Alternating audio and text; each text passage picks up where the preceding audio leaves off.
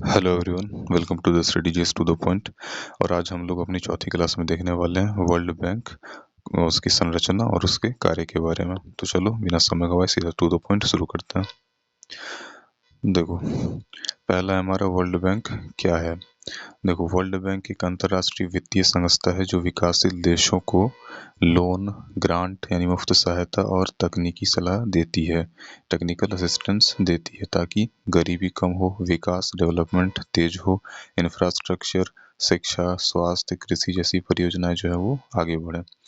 तो ये जो है वर्ल्ड बैंक का मेन कार्य है। और यह क्या है, एक अंतर्राष्ट्रीय वित्तीय संस्था है, फाइनेंशियल इंस्टीट्यूशन है। और ध्यान रहे, यह कोई व्यापारिक बैंक नहीं है जैसा हम लोग आमतौर पर जानते हैं बैंक टाइप का, वैसा नहीं है वर्ल्ड बैंक, बल्कि एक डेवलपमेंट बैंक है। ठीक है, यह डेवलपमेंट बैंक है जो डेवलपमेंट के लिए लोन, ग्रांट एक्सेट्रा प्रदान करती है। अब आते हैं इसके दूसरे पार्ट पर, इसकी स्थापना यानी फॉर्मेशन पर। देखो, साल 1944 में इसकी स्थापना हुई थी और इसका स्थान क्या था स्थापना का, Bretton Woods conference, New Hampshire, US में। तो यूएस में 1944 में इसकी स्थापना हुई थी। शुरुआत का जो इसका नाम था वो था international bank for reconstruction and development, IBRD। ठीक है, ये था इसका शुरुआत का नाम। अब इसका मुख्य उद्देश्य क्या है, इसका मुख्य उद्देश्य है युद्धग्रस्त यूरोप का रिकंस्ट्रक्शन करना। उस समय था ये, ध्यान रहे, ये उस समय बनाया गया था 1944 में, इसीलिए इसका मुख्य उद्देश्य तब क्या था, युद्धग्रस्त यूरोप का रिकंस्ट्रक्शन करना। ठीक। अब बाद में क्या हो गया कि विकासशील देशों की मदद इसका जो मुख्य उद्देश्य बन गई। पहले यूरोपियन एजेंसी टाइप की थी, मतलब यूरोप यूएस पर फोकस करने वाली, फिर इसी को जो है इसका कार्य बढ़ा दिया गया और इसमें जो है विकासशील देशों, जितने भी डेवलपिंग कंट्रीज हैं, उनकी मदद के लिए इसको जो है ये कहा गया एक तरह से। तो इसका जो है दो पार्ट तो हमने स्थापना देख लिया। नेक्स्ट, अब आते हैं वर्ल्ड बैंक ग्रुप के बारे में। वर्ल्ड बैंक ग्रुप में कितने संस्थान हैं। देखो, वर्ल्ड बैंक ग्रुप में यानी कि इसमें 5 संस्थान हैं। ठीक है, 5 संस्थान। पहला, IBRD, international bank for reconstruction and development, 1944 में स्थापित। ये वही था पहले जो इसका नाम था। इसी संस्था को इसका अब एक सब पार्ट बना दिया गया, IBRD को। तो IBRD 1944 में स्थापित था। मध्यम आय यानी मिडिल इनकम वाले देशों को लोन, ब्याज कम लेकिन पूरी तरह मुफ्त नहीं। ठीक है, तो लोन देना इसका मेन काम होता है, लेकिन ब्याज यानी इंटरेस्ट रेट क्या रखता है, कम रखता है, लेकिन पूरी तरह से जो है खत्म नहीं कर रहा होता है, ध्यान रहे। तो ये इस पहला काम, जो इसकी पहली संस्था है IBRD, उसका हमने काम देख लिया। दूसरी है IDA यानी इंटरनेशनल डेवलपमेंट एसोसिएशन। देखो, ये 1960 में जो है स्थापित हुई थी और सबसे गरीब देशों को जीरो इंटरेस्ट या बहुत सस्ते लोन, जिसको हम लोग सॉफ्ट लोन बोलते हैं आमतौर पर, सॉफ्ट लोन, लॉन्ग टर्म 35 से 40 ईयर्स लोन जो है प्रदान करती है। तो IDA का मेन काम ये था, 1960 में स्थापित हुआ था। क्या करती है ये, जीरो इंटरेस्ट, एकदम कम या फिर बहुत सस्ता लोन ये देती है, कम ब्याज रेट पर, एकदम कम। और इसको क्या बोलते हैं, सॉफ्ट लोन भी बोलते हैं कभी कभी। तो यार कितने वर्षों के लिए, लॉन्ग टर्म के लिए थी, शॉर्ट टर्म के लिए नहीं, 35 से 40 साल के लिए। तो IBRD प्लस IDA ही वर्ल्ड बैंक कहलाता है, ये बहुत इंपॉर्टेंट है। IBRD और वर्ल्ड बैंक को मिला, ये IDA को मिला दो तो यही क्या हो जाता है, हमारा वर्ल्ड बैंक हो जाता है। ठीक। अब देखो तीसरा नंबर क्या कहता है कि IFC, इंटरनेशनल फाइनेंस कॉरपोरेशन। देखो, ये जो है निजी क्षेत्र, प्राइवेट सेक्टर में निवेश करता है, इसलिए IFC का इंटरनेशनल फाइनेंस कॉरपोरेशन। और कंपनियों को ऋण, इक्विटी इसलिए प्रदान करता है, इक्विटी निवेश प्रदान करता है। तो IFC जो हो गया वर्ल्ड बैंक का जो एक पार्ट हो गया, वो क्या करती है, वो प्राइवेट सेक्टर में निवेश करती है, कंपनियों को ऋण देती है, इक्विटी निवेश करती है, इसका मेन काम हो गया। अब इसके आगे है MIGA, multilateral investment guarantee agency. ठीक है, देखो, विदेशी निवेश को पॉलिटिकल रिस्क इंश्योरेंस देती है। अब देखो, कोई एक देश है, वहाँ पर कोई विदेशी कंपनी जो है निवेश करेगी, तो वहाँ की जो पॉलिटिकल कंडीशन है वो कैसी है, या वहाँ पर इन्वेस्ट करना चाहिए या नहीं करना चाहिए, इस चीज़ की एक तरह से इंश्योरेंस कौन प्रदान करता है, यह प्रदान करता है MIGA, multilateral investment guarantee agency प्रदान करती है। ठीक है, वो पॉलिटिकल रिस्क इंश्योरेंस देती है विदेशी निवेश को। ये चौथा हो गया। अब अंतिम इसका जो मुख्य संस्था है वो है ICSID यानी कि international centre for settlement of investment disputes. देखो, निवेशकों और देशों के बीच विवाद का समाधान कराता है। ठीक है, निवेशक हो गया कोई बाहरी मल्टीनेशनल कंपनी, और एक देश हो गया या फिर कोई दूसरा टाइप का निवेशक, उनके बीच में अगर कोई डिस्प्यूट है तो उसका विवाद का समाधान करती है, ठीक है, इसलिए इसका नाम भी यही है। चलो अब आते हैं चौथे नंबर पर।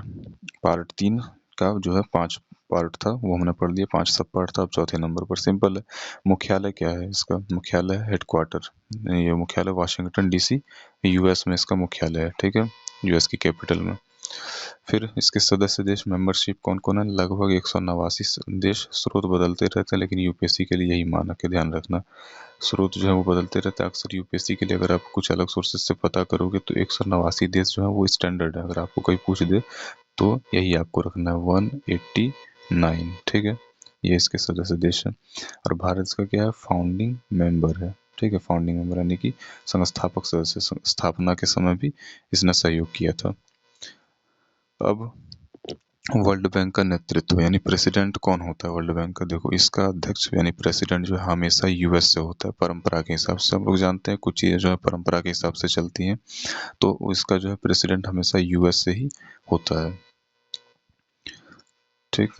अब ये थोड़ा सा अजीब लग सकता है लेकिन यही है जो है, क्योंकि यूएस बहुत बड़ा एक शेयर होल्डर ही कह लीजिए या फिर बहुत बड़ा इन्वेस्टर है वर्ल्ड बैंक का, तो इसलिए यूएस हमेशा से परंपरा से यूएस का ही अध्यक्ष होता है। और चयन कौन करता है यूएस अध्यक्ष की, प्रेसिडेंट की? एग्जीक्यूटिव डायरेक्टर्स द्वारा चयन किया जाता है वर्ल्ड बैंक का प्रेसिडेंट का, ठीक है। तो ये हो गया हमारा 6 नंबर।